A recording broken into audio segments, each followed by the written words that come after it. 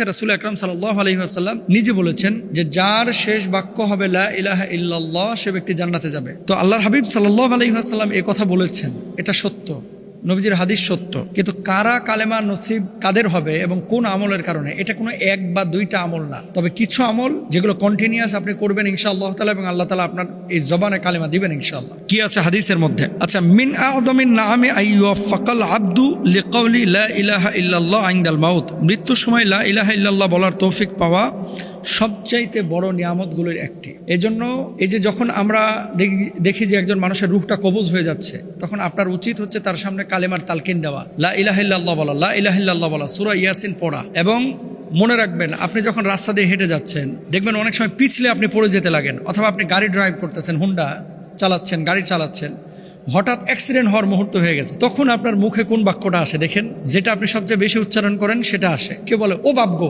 ও মা গো, ইন্না লিল্লাহ, লা ইলাহা ইল্লাল্লাহ। আপনি যেটা উচ্চারণ করেন সেটাই কিন্তু আসে। ধরেন পিছলে পড়ে যাচ্ছেন, দেখবেন ওটাই আসে। মালাকুল মাউত যখন আপনার কাছে আসবে, যখন রূহ কবজটা হবে, এটা তো একটা বিপদের মুহূর্ত। গোটা জীবনটা আপনি যেমনে কাটিয়েছেন, যেভাবে কাটিয়েছেন, ঠিক ওই সময়টায় আপনার মুখে কিন্তু কালেমাটা ওইভাবে আসবে। 2 নম্বর আমল, মিসওয়াক করা। আসসিওয়াকু মাতহারুন লিল ফামি মারদাতুন লিল রব, মিসওয়াক মুখকে পবিত্র করে এবং আল্লাহর সন্তুষ্ট অর্জনের মাধ্যম।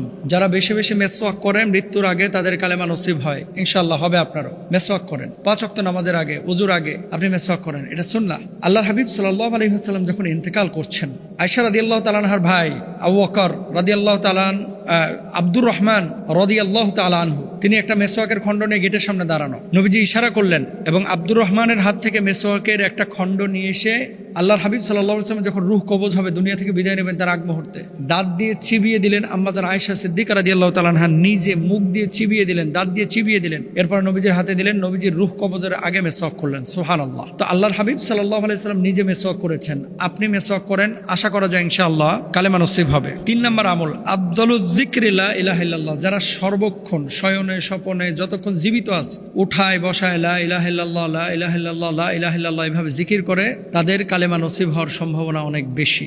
এখন আপনি বলেন যে দিনে কতবার আপনি কালেমা পড়তেছেন? আপনি বলবেন যে হুজুর, মুসলমান যখন হয়েছিলাম মক্তবে হুজুরের কাছে একবার কালেমা পড়ছিলাম, আর জিন্দেগিতে পড়ি নাই। এরকম আল্লাহর ওলিও আছে, মাহফিলে গেলে হুজুরের সাথে কালেমা পড়ে আর পড়ে না, আর মক্তবে পড়ছে। আপনার কিভাবে কালেমা নসিব হবে বলেন না ভাই? এজন্য 3 নম্বর আমল এটা। 4 নম্বর, ইত্তাকুল্লাহ ওয়াজতানিবুল মাআসিয়া লাআল্লাকুম তুফলিহুন, দুনিয়ার সমস্ত গুনাহ থেকে মুক্ত থাকার চেষ্টা করতে হবে, তাহলে কালেমা আপনার নসিব হবে ইনশাআল্লাহ। 5 নম্বর, হাফিযু আলাস সালাওয়াতি ওয়াত্তাবিউ সুন্নাতান নবী সাল্লাল্লাহু আলাইহি ওয়াসাল্লাম, নামাজের হেফাজত করতে হবে এবং নবীজি সাল্লাল্লাহু আলাইহি ওয়াসাল্লাম সুন্নাহ মোতাবেক জীবনযাপন করতে হবে। যারা এভাবে জীবনযাপন করে এদের কালেমা নসিব হবে ইনশাআল্লাহ। এরপরে লাক্কিনু মাউতাকুম লা ইলাহা ইল্লাল্লাহ, মৃত্যু পথযাত্রী যাদের রূহ কবজ হচ্ছে, এরকম মানুষের পাশে বসলে আপনি অবশ্যই কালেমার তালকিন করেন।